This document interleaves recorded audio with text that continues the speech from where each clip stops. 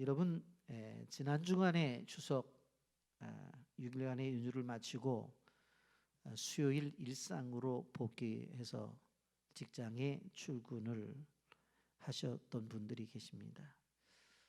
참 힘들었을 것입니다. 그런데 또 행복한 날이 내일 있습니다. 내일 한글날 또 쉽니다. 쉴 수 있어서 얼마나 감사한지. 그런데 이 쉼의 시간이라고 하는 것은 우리에게 필요한 회복과 충전의 시간입니다. 근데 이 시간이 바로 충전과 회복의 시간이 아니라 방심해서 실수하는 시간이 돼서는 안 된다라고 하는 것입니다. 여러분, 지난 2일 중국 저장성 항저우 롤러스포츠 센터에서 열린 3000m 계주 결승에서 한국팀은 결승을 바로 통과하기 직전까지 선두를 달리고 있었습니다. 그런데 마지막 주자인 정철원 선수가 승리의 세레머니를 일찍 하는 바람에 뒤를 쫓고 있던 대만 선수가 발을 쭉 뻗어 결승선을 넘어가 버렸습니다. 금메달이 코앞에 있었죠. 놓쳤어요. 당시 한국의 최종 기록은 4분 5초 702로 1위로 우승한 대만 팀과는 불과 0.01초 차이였어요. 이러면 1초가 똑딱. 그런데 0.01초라는 것은 우리가 느껴지지도 못하는 그 순간에 결과적으로 금메달을 놓친 거예요. 그래서 이 선수는 금메달을 못 땄기 때문에 병역 면제 흑특혜도 받지를 못했어요. 군대도 가야 돼요. 여러분, 단 순간에 0.01초의 방심이 어떻게 되어졌어요? 우승을 놓치는 결과를 놓치게 된 것입니다. 우리는 오늘 본문을 보면서 잠깐의 방심을 통해서 게하시가 큰 잘못을 저지르고 자신들뿐만 아니라 그 가문에 큰 고난이 다가오는 그러한 결과가 나타나는 것을 우리는 볼 수가 있습니다. 그리고 오늘도 말씀을 통해서 도전을 받고 교훈받기를 바라는 것입니다. 영상 보고 말씀 계속하겠습니다. 이제 음악의 꿈을 가지고 나왔기 때문에 내가 성공하기 전까지는 미국에 들어가지 않겠다라는 생각을 가지고 제가 만든 작곡한 테이블을 들고 각 기획사를 다니면서 제 노래 한 번만 들어봐 주세요. 이러면서 여러 기획사를 찾아다녔어요. 그래서 제가 작곡을 하면서 돈을 벌게 돼서 결국은 한 10개월마다 이사를 가게 된 거예요. 말 그대로 승승장구하게 된 거예요. 97년도 가요 톱10이라는 순위 프로그램에서 1위부터 7위까지가 제 곡인 적이 있었던 거예요. 정신이 없었어요. 내가 무슨 노래를 작곡했는지를 몰라요. 그냥 매일 찍어내기 바빴죠. 여기저기서 출연 섭외가 많이 와서 많은 프로그램의 MC를 맡게 됐어요. 제일 바쁠 때 작곡도 제일 많이 했고 방송을 겹치기 출연을 일주일에 13개 프로그램을 고정을 하면서 방송국을 왔다 갔다 할 때 차로 안 다니고 시간이 없어서 오토바이 퀵서비스 뒤에 매달려서 막 오가고 할 정도로 바쁜 시간을 보내게 됐습니다. 제 인생에 있어서 가장 화려하고 기쁜 그런 순간이었겠죠. 그런데 여러분 그거 아시죠? 사람은 어려울 때가 위기가 아니고 잘 나갈 때가 위기예요. 돈이 없을 때가 위기가 아니고 돈이 많을 때가 위기가 되는 거예요. 왜냐? 모든 것이 갖춰져 있을 때 비로소 교만이라는 것이 다가오고 방심하게 되고 나를 충전할 시간이 없어지기 때문이죠. 그렇게 생활을 하다 보니 하나님께서 저에게 고난이란 이름으로 노크를 하게 되셨어요.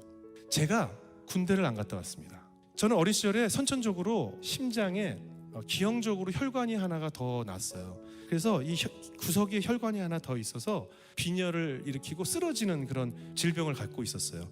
저는 그 병 때문에 군대를 면제를 받았는데 그 후에 정치인 아들 군대 문제가 나올 때나 또 혹은 연예인 병역 비리가 나올 때마다 검찰청에서 저를 부르는 거예요. 그래서 시도 때도 없는 거예요. 제가 심적인 어려움 때문에 살이 갑자기 40일 만에 20 몇 킬로가 빠지니까 사는 사람마다 자꾸 살을 어떻게 뺐냐고 물어보는 거예요. 몰라 그냥 약 먹고 뺐어 이런 식으로 그냥 몰라 그냥 이렇게 얘기를 했더니 이게 소문이 나가지고 주영훈이 약을 먹고 살을 뺐다라고 소문이 난 거예요. 검찰청에서 저를 한 8명이 체포하러 나와가지고 이런 일들이 저에게 자꾸 생기는 거예요. 이런 일들이 겹쳐지면서 공황장애 뭐 이런 것들이 오고 대인기피증. 그 당시에 지나가는 사람 눈길만 봐도 저 사람이 나를 막 속으로 욕을 하고 있는 것 같더라고요. 피해망상이 굉장히 심했었어요. 그래서 힘드니까 교회를 오게 되는데 교회 와서 찬양을 하는데 전 제일 듣기 싫은 찬양이 뭐였냐면 기뻐하라. 뭐가 자꾸 기뻐하라 그러지? 필리핀으로 비전 트립을 떠나게 됐어요.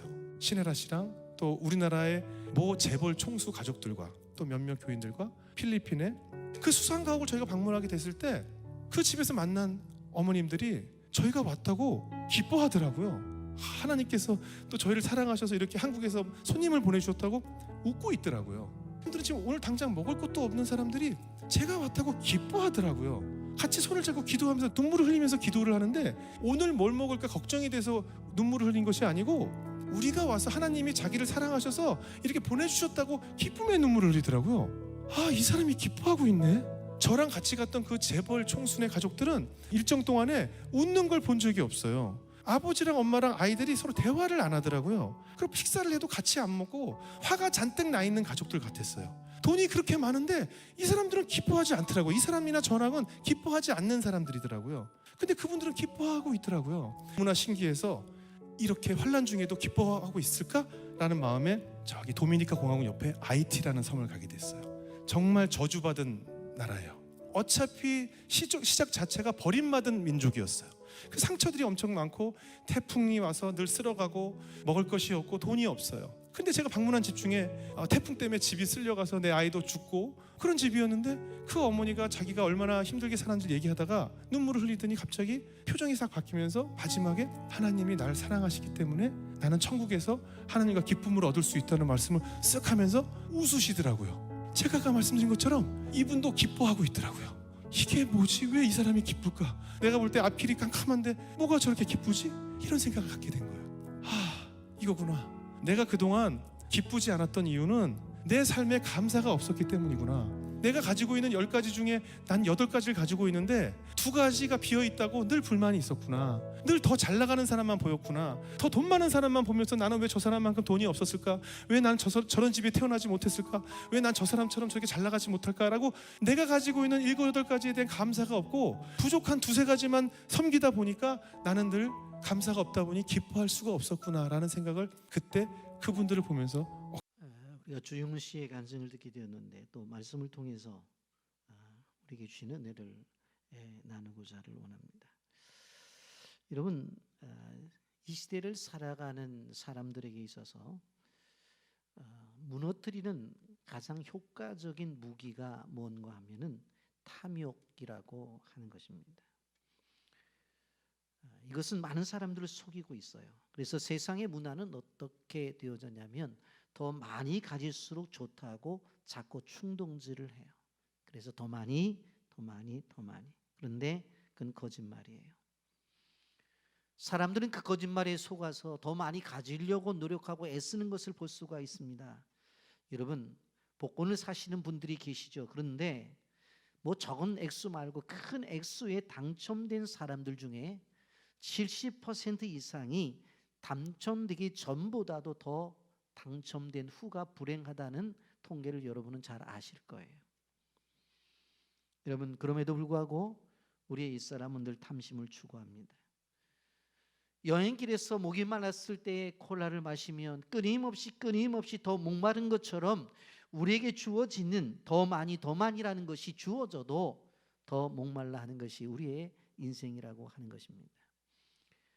여러분, 이 탐욕이 무서운 것인데 첫째로 오늘 성경을 보면 탐욕은 우리의 분별력을 흐리게 하는 것입니다. 여러분, 디모데전서 6장 10절 말씀에 이렇게 말합니다. 돈을 사랑함이 일만하게 뿌리가 되나니 이것을 탐내는 자들은 미혹을 받아 믿음에서 떠나 많은 근심으로써 자기를 찔러도다. 그렇게 말씀합니다. 돈이 아니라 돈을 사랑함이 일만하게 뿌리가 된다고 말씀을 하고 있어요. 여러분, 우리가 살아가는 세상을 우리는 자본주의 세상이라고 그렇게 말하고 있습니다. 그럼 자본이 뭐예요? 돈이에요. 자본이 뭐예요? 물질이라고요. 그러니까 자본주의 사회라고 하는 것은 돈이 주인이 돼서 움직이는 사회라는 그런 이야기입니다. 여러분, 경제적 부유라고 하는 것은 단지 돈이 많다는 의미가 아니라 바로 그 돈이 많다는 것은 자유를 상징한다는 것을 우리는 알아야 돼요. 그래서 20대 젊은이들이 어떻게 해서든지 간에 큰 돈을 벌려고 하는 이유가 뭐냐면 자유로운 사람이 되기를 위해서 그러는 거예요. 여러분, 돈이 있으면 먹고 싶은 건 마음껏 먹습니다. 제가 설교를 준비하면서 재미난 생각이 들어가서 우리나라에서 가장 비싼 짜장면이 얼마짜리인가 하고 쳐봤어, 인터넷으로. 그랬더니 57,000원짜리가 제일 비싸다고 그러더라고요. 조선 호텔에 있는 중식당에 가보면 짜장면 하나가 57,000원이라고 그래요. 관심 있는 분들 가서 드셔보세요. 여러분, 돈 있으면 입고 싶은 옷 입잖아요. 돈이 있으면 가고 싶은 곳에 여행을 하잖아요. 그러니까 사람들이 자신들에게 주는 이 돈이 자유를 주기 때문에 끊임없이 돈을 추구하는 거예요. 그런데 이러한 세상을 향해서 하나님은 돈을 사랑하지 말라고 혁명적 말씀을 하고 계십니다. 그리고 이것이 악의 뿌리라고 이렇게 극단적인 표현을 쓰고 있는 것을 볼 수가 있습니다. 왜 그랬을까? 여러분, 돈을 사랑하게 되면 예수님을 사랑할 수 없기 때문에 그런 거예요. 여러분, 예수님은 두 주인을 섬길 수 없다고 분명히 말씀했어요. 마태복음 6장 24절에 한 사람이 두 주인을 섬기지 못할 것이니 혹 이를 미워하고 저를 사랑하거나 혹 이를 중히 여기고 저를 경히 여김이라. 너희가 하나님과 재물을 겸하여 섬기지 못하느니라. 그렇게 말씀을 했습니다. 구약에 재물을 탐했던 대표적인 두 사람을 든다고 한다면 첫째는 아간이고 또 하나는 오늘 본문에 나오는 게하시라고 하는 사람입니다. 아간은 여리고 전투에서 승리한 다음에 물질을 탐했다가 결국은 인생을 마감하는 그러한 결과가 나타납니다. 오늘 본문의 게하시도 마찬가지입니다. 여러분, 게하시는 처음에 괜찮은 사람이었어요. 왜? 하나님의 사람인 엘리사를 섬기는 그러한 최측근이었어요. 한마디로 말하면 비서와 같은 사람이었어요. 비록 선지자 옆에 있지만 늘 그가 생각했던 가치는 다른 것들이 아니라 바로 하나님의 나라 그리고 하나님의 백성이라고 하는 그 가치에 우선을 두었기 때문에 조금 선지자 옆에 있으면서 물질적 어려움도 어려움으로 느끼지 않았던 것입니다. 그런데 어느 한순간에 그의 마음속에 탐심이라고 하는 것이 밀고 들어와요. 물질의 욕심이 찾아왔다고 하는 것입니다. 오늘 열왕기하 5장 20절에 하나님의 사람 엘리사의 사원 게하시가 스스로 이르되 내 주인이 아람 사람 나아만에게 면하여 주고 그가 가지고 온 것을 그의 손에서 받지 아니하였도다. 여호와께서 살아계심을 두고 맹세하노니 내가 그를 쫓아가서 무엇이든지 그에게서 받으리라 하고라고 말씀해요. 여러분, 오늘 말씀의 배경 잘 알죠? 지난주의 말씀을 드려서 알고 있잖아요. 아람 나라의 군대 장관 나아만이 문둥병이 걸렸다고요. 좋은 약을 사용해도 치료가 안 되고 그리고 좋은 의사를 찾아가도 치료를 하지 못해요. 그래서 끙끙끙끙 앓고 있는데 자기 집에 있는 여종이 뭐라고 말을 해요? 우리나라의 엘리사 선지자에게 가면 치료를 받을 수 있다는 이야기를 하잖아요. 그래서 나만 장군이 바로 아람 왕에게 가서 휴가를 맡아가지고 바로 이스라엘로 가게 되어집니다. 가게 되면 선지자가 나와서 영접을 하며 환자에게 어디 얼마나 아프냐고 좀 봐주고 그러면 뭐 치료를 위해서 안수라도 해줄 줄 알았는데 보지도 않고 종을 보내가지고 저 요단강에 가서 7번 목욕하라는 거예요. 아니, 우리나라에 강이 얼마나 더 좋은 공이 많은데 그러면서 돌아가려고 할 때 그 부하들이 뭐라고 말을 해요? 아니, 해보시라고. 그러면 어려운 거를 시키면 할 것이고 쉬운 것을 시키면 안 하느냐고. 오히려 쉬운 것을 시키니까 더 좋은 거 아니냐고. 그렇게 설득을 해서 어떻게 되어져요? 나만이 7번 목욕을 요단강에서 해서 치료를 받게 되어집니다.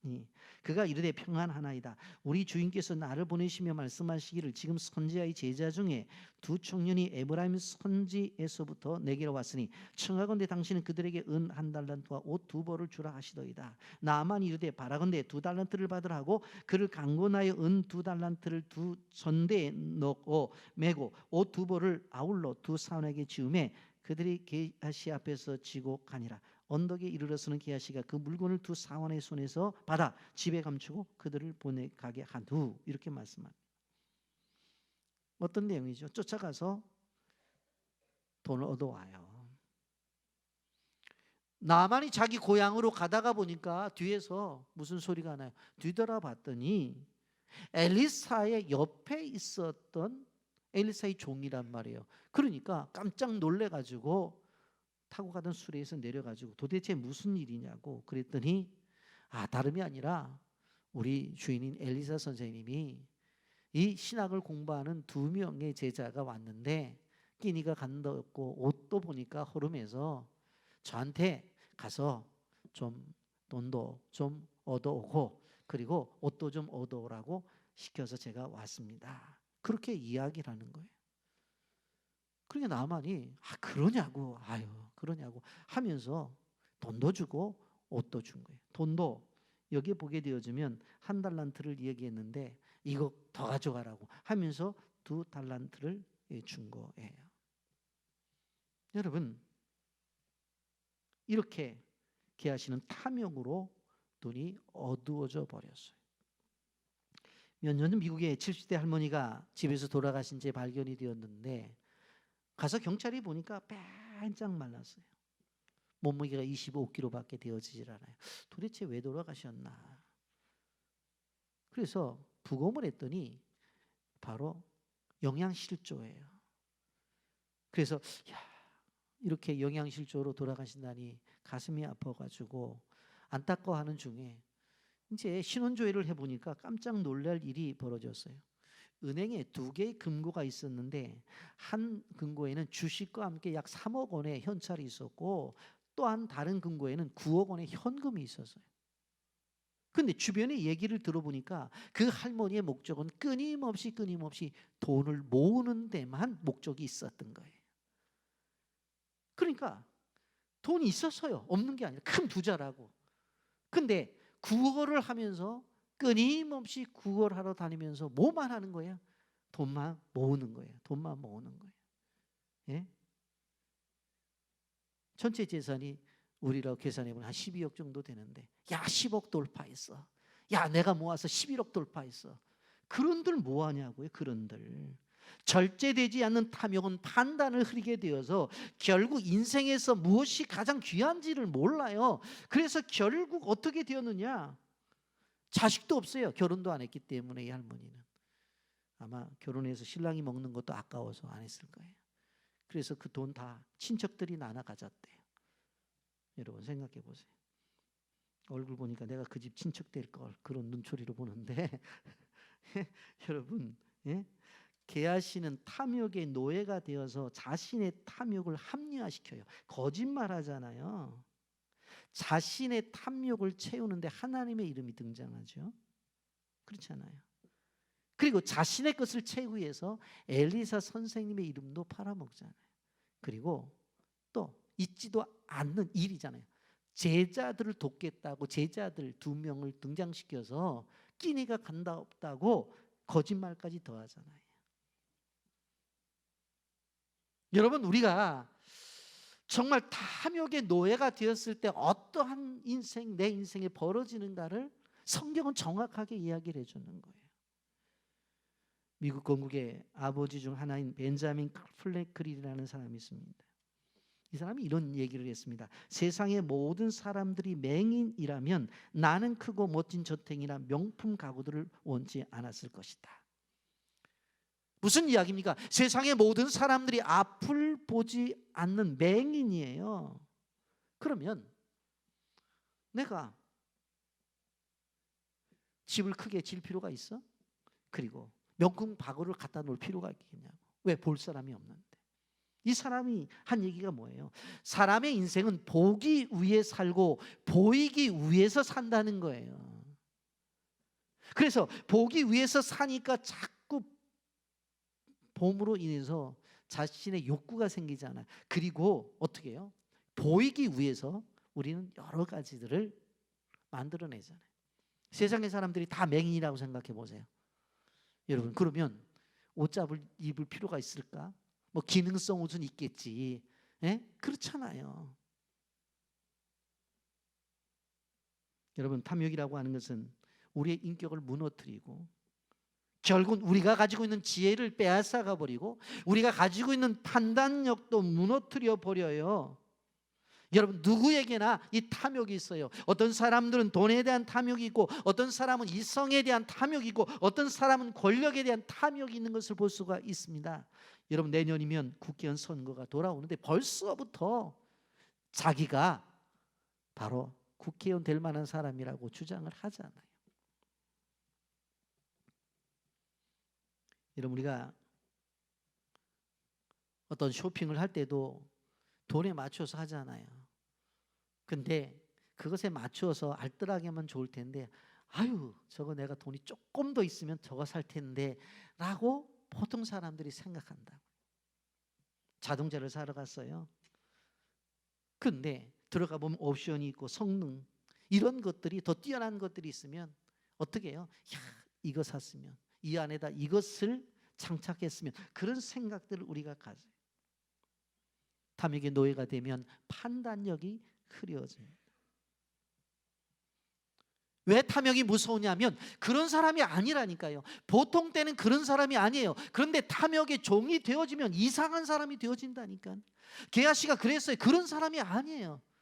근데 탐욕의 종이 되어지니까 이상한 사람이 되어져 버린 거예요. 여러분, 절제되지 않는 탐욕은 우리의 판단력을 흐리게 만들고 우리 인생을 망가뜨린다고 하는 것을 우리는 기억해야 되는 것이. 그래서 또 한 가지 우리는 무엇을 생각해 봐야 돼요? 탐욕은 비극을 불러옵니다. 절대되지 않는 탐욕은 비극이 우리에게 찾아온다고 하는 거예요. 여러분, 25절부터 27절에 보게 되어지면 들어가 그의 주인 앞에 서니 엘리사가 이르되 게하시야 내가 어디서 오느냐 하니 대답하되 당신의 종이 아무 데도 가지 아니하였나이다 하니라. 엘리사가 이르되 한 사람이 수레에서 내려 너를 맞이할 때 내 마음이 함께 가지 아니하였느냐. 지금이 어찌 은을 받으며 옷을 받으며 감람온이나 포도원이나 양이나 소나 남종이나 여종을 받을 때이냐. 그러므로 나만이 나병이 내게 들어 내 자손에게 미쳐 영원토록 이르리라 하니 게하시가 그 앞에서 물러나오니 나병이 발하여 눈같이 되었더라. 엘리사 선생님이 물어보는 거예요. 너 도대체 어디 갔다 오냐? 갔다 온 데 없는데요. 아니, 뻔히 눈앞에서 갔다 와놓고 갔다 온 데가 없대요. 도대체 누구를 속여요? 엘리사가 보통 사람이 아닌데 그 엘리사 선지자를 속이고 있는 것을 볼 수가 있습니다. 그런데 한번 생각해 보세요. 게하시가 엘리사를 통해서, 엘리사의 사역을 통해서 하나님의 역사하심을 목격했잖아요. 얼마 전에도 나와보지도 않고 나만에게 가서 7번 목욕하라고 메시지만 전했는데 순종했더니 그 몸이 깨끗해진 것을 옆에서 보았잖아요. 그렇게 능력 있는 엘리사 앞에서 거짓말을 행하고 있는 것을 볼 수가 있습니다. 여러분, 에베소서 5장 5절에 보면 탐심이 곧 우상숭배라고 말씀하고 있는 것을 볼 수가 있습니다. 탐심의 노예가 왜 무서운가 하면 하나님의 자녀들은 필요를 따라서 하나님이 채워주셔요. 아멘. 그런데 탐심의 노예가 되어지면 때를 따라서 채워주시는 하나님의 은혜에 대해서 믿지를 않는 거예요. 내가 채워야 내 인생을 살아간다. 내가 채워야지만 된다는 그런 생각을 갖는 거예요. 때가 되면 하나님이 알아서 해주시겠다고 하는 그 믿음이 없는 거예요. 그게 탐심이에요. 여러분, 인생에 있어서 가장 가치를 두고 있는 것이 무엇입니까? 물질입니까? 명예입니까? 권력입니까? 지식입니까? 하나님입니까? 자신에게 있는 하나님을 밀어내고 물질을 채운 탐욕을 가진 게하시에게 무서운 징벌이 내리는 것을 바라볼 수가 있습니다. 그런데 우리가 알아야 될 것은 이러한 징벌을 내릴 때 하나님은 아프시다는 거예요. 하나님은 고통 속에 계시다는 거예요. 왜? 하나님의 자녀니까. 잘못을 해서 우리 인생에 고통이 찾아오고 아픔이 찾아와요. 그때 하나님이 기분 좋게 너 잘못했지, 그러니까 이렇게 벌 받아라, 그렇지 않고 하나님은 우리에게 고통을 허락하시면서도 하나님은 아파하세요. 힘들어하세요. 왜 그렇게 사냐? 근데 공의의 하나님이기 때문에 그냥 지나가실 수는 없는 거예요. 이제 그에게 찾아온 것이 무엇입니까? 나병이라는 것이 찾아옵니다. 나병 환자의 치료를 받음으로 인해서 그가 돌아가고 있는데 그 나병 환자의 물질을 탐하다가 나병에 걸렸다는 거예요. 여러분 가만히 보세요. 나병 환자 거를 탐하다가 나병이 걸렸어요. 여러분 지금이야 치료제가 있다고 합니다만은 당시에는 나병은 사회 속에 살 수가 없었어요. 왜? 전염이 강하니까. 그러면 게하시안가 실질적으로 나만에게 돈을 받은들, 그 큰 돈이 있는들 돈을 쓸 수 있어요, 없어요? 돈도 못 써요. 어디 가서 쓰지 못한다고. 옷을 받았어요. 그 옷을 입은들 뭐해? 아무리 나만 장물이 좋은 옷을 입은들 뭐예요? 그 몸속은 지금 썩어가고 있는데 그게 뭐가 가치가 있냐? 어떤 것이 가치가 있느냐라고 하는 부분에 대해서 여기 게하시는 깨닫지 못하는 거예요. 아무리 좋은 옷을 준들 입어도 그 몸속에서는 지금 문둥병이 걸려서 몸은 썩어가고 있고 아무리 돈을 쌓아놓은들 쓸 수 있는 환경이 안 되는데 그거 받아서 뭐 하는 거예요 지금? 무엇이 가치가 있냐는 거예요. 이렇게 탐욕의 노예가 되어져 버리면 판단력이 흐려져 버리고 분별력이 떨어져 버려서 결국은 이런 일들이 벌어져요. 그래서 성도는 탐욕을 보면서 절제의 훈련을 가져야 되는 것입니다. 여러분 우리 성도는 탐욕을 다스릴 수가 있어야 되는 것입니다. 여러분 우리에게 주신 하나님의 메시지는 뭐예요? 그리스도 안에서 새로운 피조물이 될 수가 있다는 거예요. 성도는 탐욕을 절제할 수 있다는 거예요. 이전 것은 지나갔으니 보라 새 것이 되었다. 그리스도 안에 새로운 피조물이 된 것은 이전 것은 다 지나져 가버리고 새로운 피조물이 된다고 말씀을 하고 있어요. 내 존재가 바뀌어졌다는 거예요. 그리스도의 십자가에 내가 함께 십자가에 못 박혔나니 그런즉 이제는 내가 산 것이 아니요 그리스도가 내 안에서 살아있는 존재로 나타난다는 거예요. 이러한 존재로의 바뀜이 있어요. 끊임없이 우리 속에는 옛사람이 가지고 있는 탐욕이 도사리고 있지만 그러나 그 탐욕이 우리의 인격을 받고 우리의 삶을 망가뜨리고 결국은 비극으로 인도하고 있지만 그러나 우리는 그 속에 얽매여서는 안 되고 어떻게 해야 되어져요? 나는 거듭난 존재다. 새로운 피조물이 되어진 존재다. 여러분 이 말씀을 보면서 한 가지 여러분이 아셔야 되는 것은 돈이 많은 것이 죄라는 이야기는 성경이 말하지 않아요. 성경에 거부들 많이 나와요. 아브라함, 이삭, 야곱 다 거부했어요. 이 부유함이 문제가 아니라 탐심을 부리는 것이 문제라는 거예요. 그러면 탐심이라고 하는 것을 어떻게 구별할 수 있느냐? 여러분 하나님이 비어진 곳에 기도하면 하나님이 채워주셔요. 그러면 그 채워줌을 어떻게 되어져요? 나눔으로 이어져야 돼요. 베품으로 이어져야 되는 거예요. 그러면 내게 하나님이 주신 것이 채워졌으면 그것을 나누게 되어지고 베풀게 되어지면 또 비어지겠죠. 그럼 누가 채우세요? 또 하나님이 채우시는 거예요. 그러면 하나님이 채워주시면 그것을 가지고 어떻게 해야 돼요? 베풀고 나누고. 빈 것 같은데 어느 순간에 채워져 있어. 누가? 하나님이. 왜? 베풀고 나누었기 때문에. 탐욕이라고 하는 것은 무엇이냐면 하나님이 주셨음에도 불구하고 그것을 붙잡고 있는 거예요. 안 내놓는 거예요. 그게 탐욕이. 여러분 우리는 그리스도 때문에 부유한 사람이 된 존재라는 것을 우리는 기억해야 돼요. 왜? 그리스도는 하늘과 땅의 주인이시기 때문에 그렇습니다. 그렇기 때문에 예수를 믿는 사람들은 통장에 돈이 있어서 든든한 것이 아니라 하나님을 믿기 때문에 든든한 사람들이 되어져야 된다는 것을 기억하시길 바랍니다. 언젠가 미국에서 부도난 은행들이 생겨난 해가 있었습니다.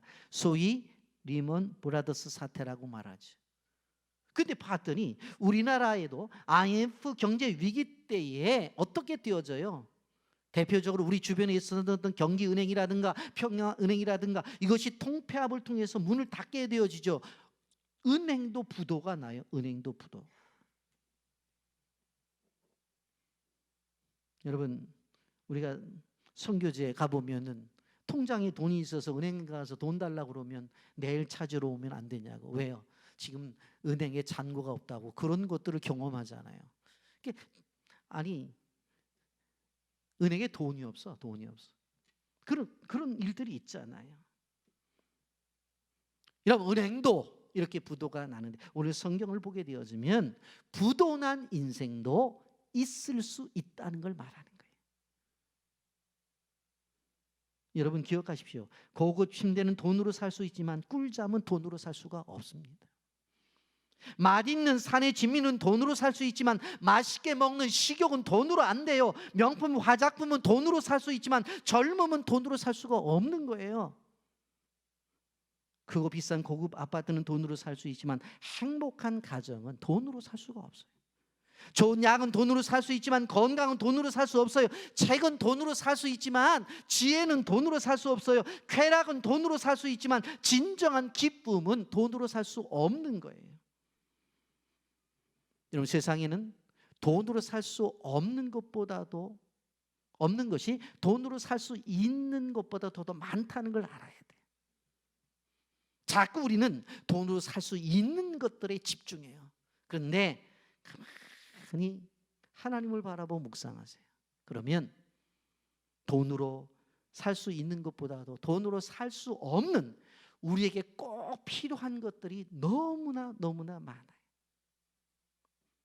오늘 주영근 씨가 그런 얘기를 했잖아요. 10가지 가운데 8가지는 안 보고 2가지, 그것 때문에 내가 불평하고 불만하고 그랬다고 그랬잖아요. 여러분, 세상 속에서 돈이 최고라고 생각하는 사람이 있어요. 하나만 알고 영적인 세계를 모르는 사람이에요. 말씀을 제대로 몰라서 그런 거예요. 사도 바울이 뭐라고 고백을 합니까? 디모데전서 6장 7절 8절에 우리가 세상에 아무것도 가지고 온 것이 없음에 또한 아무것도 가지고 가지 못하리니 우리가 먹을 것과 입을 것이 있은즉 족한 줄로 알 것이니라, 그렇게 말을 했어요. 여러분, 당근마켓이라고 하는 것을 잘 알고 계실 거예요. 잘만 하면 중고지만 새거 같은 중고들을 거래하잖아요. 그리고 심지어는 무료로도 나눌 수가 있는 것을 볼 수가 있습니다. 이렇게 물질이 풍성한 시대에 살고 있었어요. 내가 샀는데 마음에 안 드는데 그래서 인터넷에 올려. 얼마 거래를 하기로 약속을 해서 길거리에 만났는데 보니까 그냥 주고 싶어. 그냥 가져가래. 그런 일들이 우리 사회 속에서 지금 일어나고 있잖아요. 물질의 풍요가 있잖아요.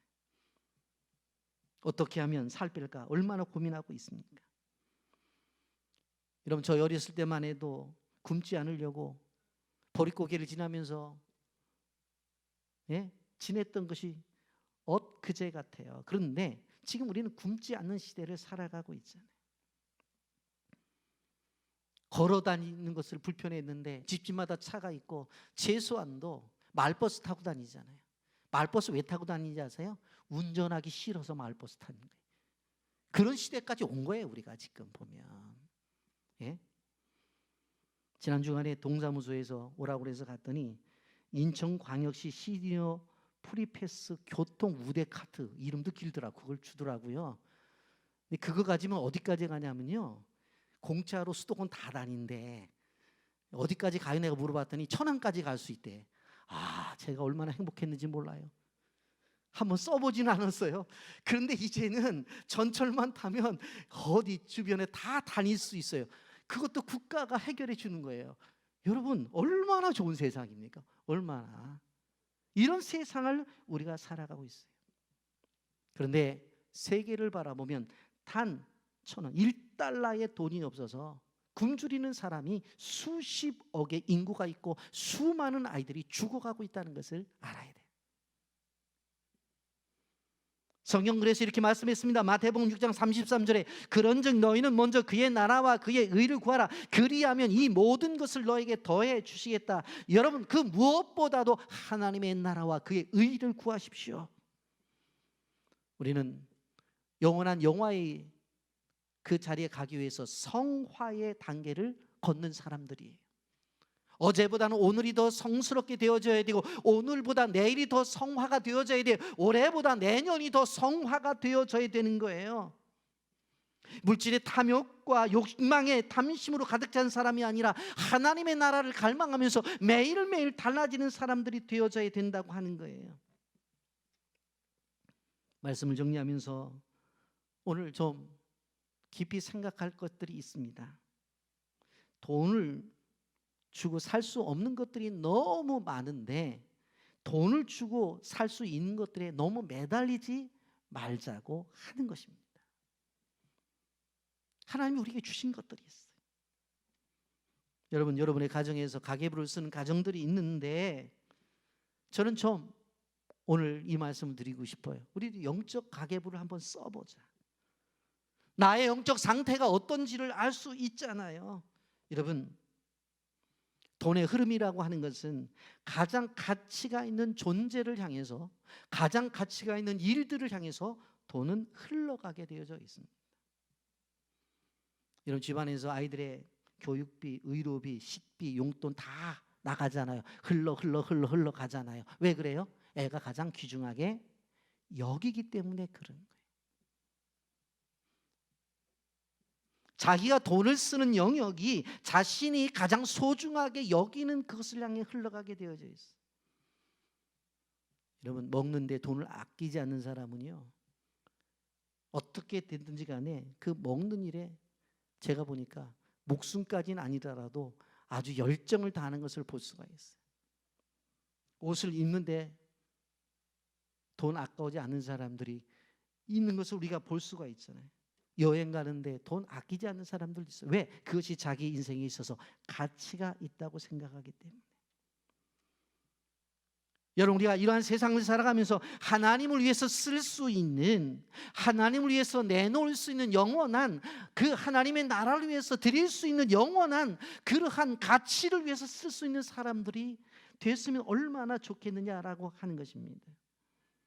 미국에서 열심히 돈을 벌어서 은퇴해서 사계절 따뜻한 지역인 플로리다 해안가에 저택을 마련하고 안락한 노년을 보내기를 원하는 사람들이 대부분이라고 하는데, 여러분, 그게 얼마나 덧있는 인생이겠어요.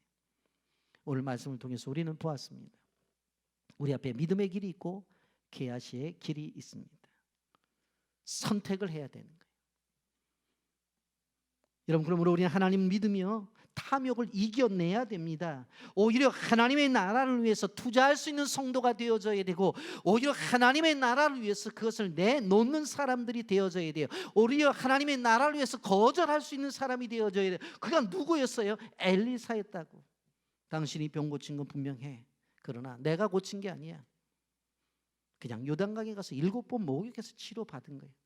나는 하나님께서 가르쳐 준 방법만을 제안했고 당신이 순종해서 얻은 거야. 나는 받을 만한 게 받을 수가 없어. 그런데 그 옆에서 구경하고 있던 게하시는 자기 가서 받아오잖아. 여러분, 하나님의 나라를 위해서 투자하고, 거절할 땐 거절하고, 하나님의 나라를 위해서 여러분이 삶을 드리시기를 예수님의 이름으로 축복합니다. 아멘.